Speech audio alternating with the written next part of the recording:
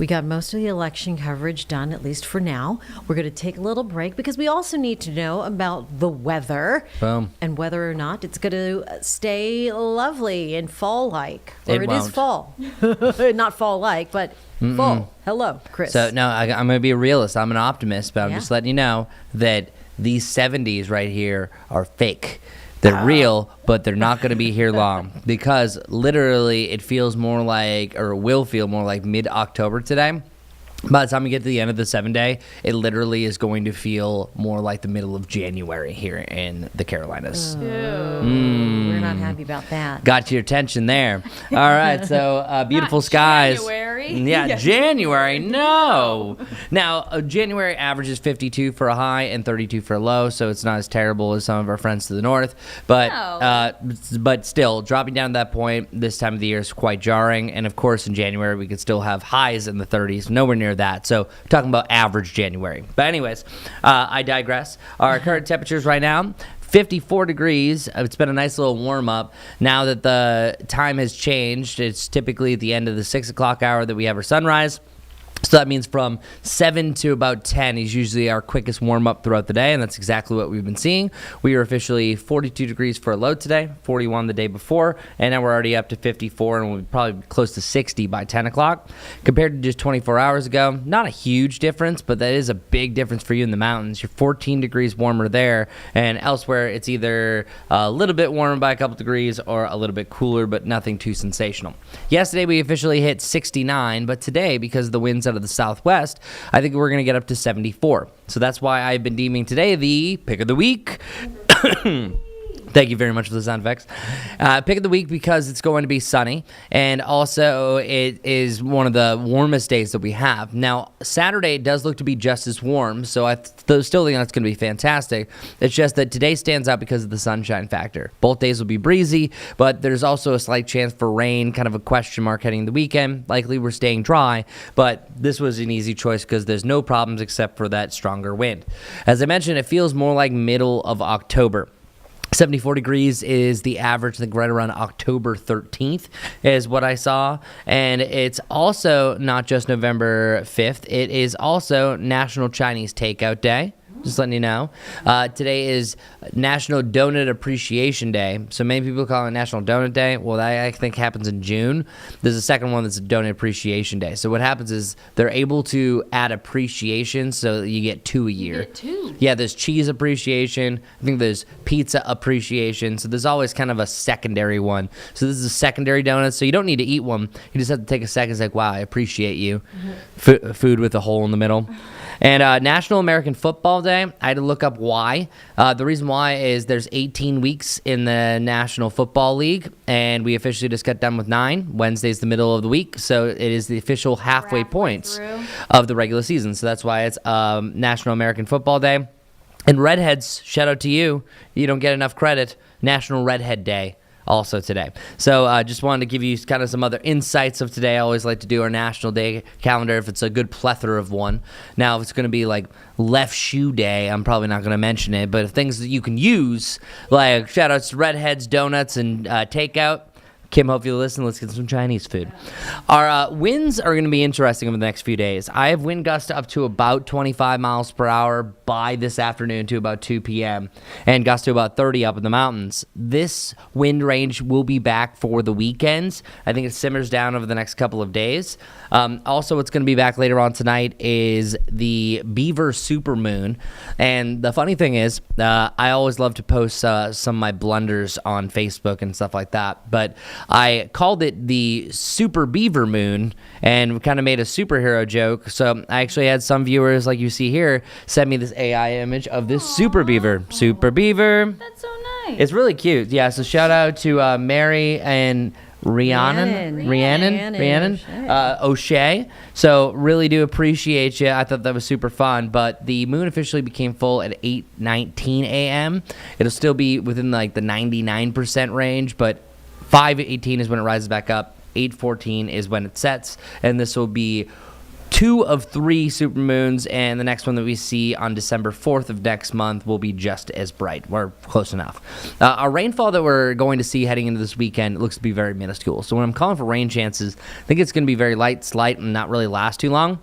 Right now, it's looking like up to a quarter inch of rain, so that gives us a range of anywhere from 0.4 to about a quarter inch. Some areas a little bit more, but that just really shows that I think in general more rain in the mountains and not as much around the Charlotte area.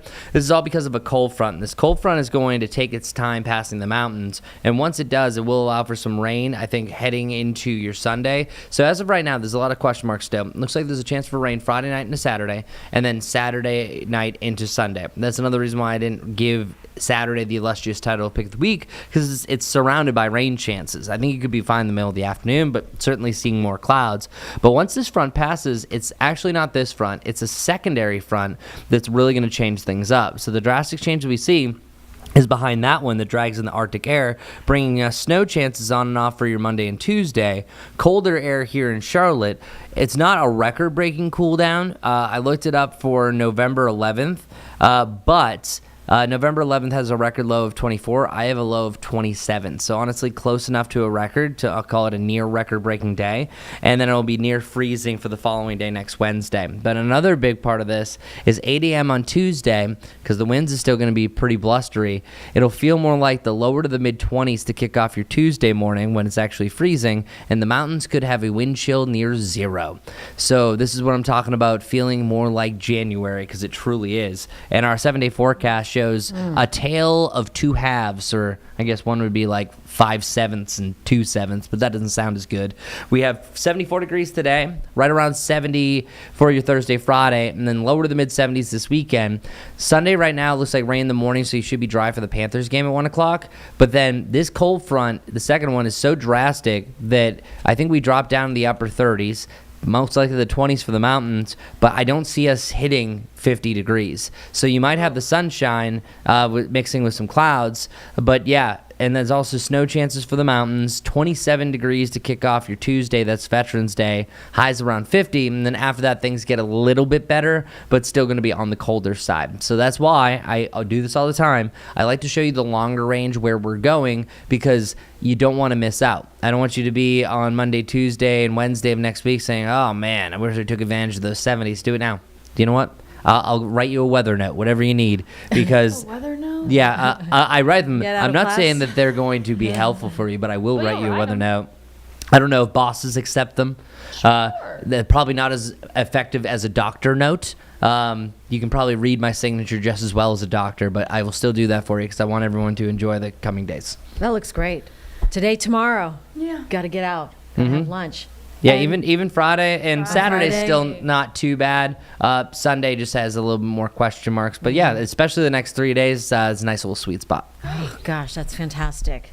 All right, Chris, thank you so much. And the Beaver Super and the Super Beaver Oh yeah, looking fantastic. Let's see if I can. I want to show you the one that I made with AI this morning. You also made one? Yeah. Oh, okay. And then it's a bird, it's a plane, it's Super Oh Beaver. my gosh, that's cool. I know, it's fantastic, right? That's so cute. That is great. I think this is my new comic strip here. Like, that's a minor league baseball team. No, You know what I right? mean? The Super Super Beaver. Beavers. Right? Like, that's...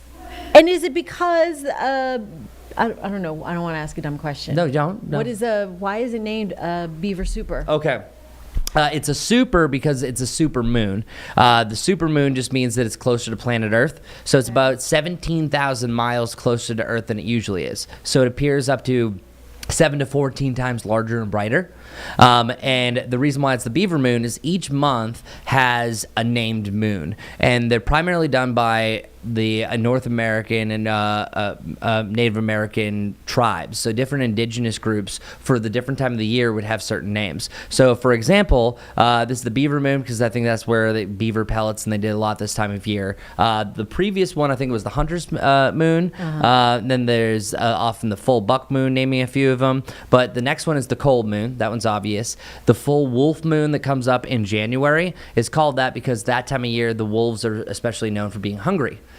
So they would hear the wolf howls, and they then howl. February is known as the snow moon because, believe it or not, February is responsible for some of our biggest snowstorms, as they would see there. And then going forward, I think you have the worm moon. I think that is March, and so on. Oh, You have, wow, you got 'em all. Yeah, you have like the flower moon, strawberry moon, and those are all just associated with what's happening that time of year. Well, it sure is pretty. Yeah, it is pretty. Yeah, it has you're not going to see a beaver in the moon. Maybe a super beaver like this on my graphics and stuff. But yeah, I always thought that was really interesting. And it's fun that people were sending in pictures and laughing about it because I accidentally called it super beaver moon instead of beaver super moon. But I kind of like super beaver. I do too. too. Yeah. It actually flows off the tongue a little bit easier too. Oh, definitely. Super beaver. Dun, dun, dun. Moon. And that's exactly what I did this morning. So yeah. I love it. Perfect. All right. Chris Mulcahy bringing us the super weather, at least for the next 3 days. Da-da. Fantastic. And we will take a break here on Live Impact News on WCNC+.